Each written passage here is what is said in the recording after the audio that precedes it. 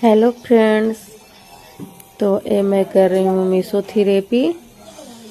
इसको कराने से फ़ायदा ये होता है जैसे कि जिस किसी का बाल मतलब जिस जगह से हट गया हो वहाँ बाल ही नहीं हो, बिल्कुल टकला हो गया हो, तो ये मीसोथेरेपी कम से कम लगातार 6 बार कराने से वहाँ का बाल आने लगता है। और आप खुद देख सकते हैं 6 बार में इतना छोटा करके बाल आ जाएगा।